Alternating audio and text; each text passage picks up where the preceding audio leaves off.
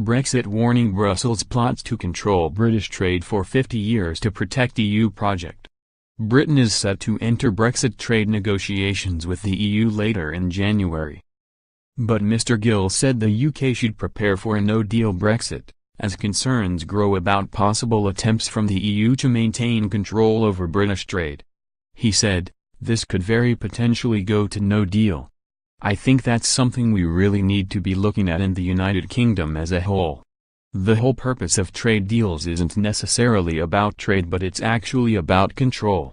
Control in the economics and control in the marketplace.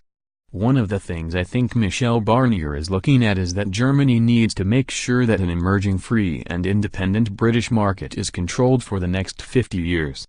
The staunch Brexiteer warned that entering a bad deal with the EU could affect the UK's future trading relationship with international partners like Asia. Speaking after a meeting with the EU Brexit negotiator Mr Barnier and members of a British pro-Leave delegation, Mr Gill said, "This trade deal, if we enter it on bad circumstances, will do just that. It will basically hold us back from trading with the world. As Lord Digby Jones said, this is the century of Asia. This is where trade with China and the rest of Asia is going to be king and key for all economies of the world. If we are not free to have those trade deals and to look beyond the horizon of the European Union, then we will very drastically deny ourselves the economic growth that we potentially won through the Brexit referendum." The British MEP told EU Reporter that his meeting with Mr Barnier had confirmed the EU negotiator would play a tough game during Brexit negotiations, warning the EU would try its best to defend the stability of the European projects. He added, "I think the biggest message is that Barnier is a tough negotiator who is looking out for the European project, not for individual people in the European Union, to protect the project to ensure it carries on."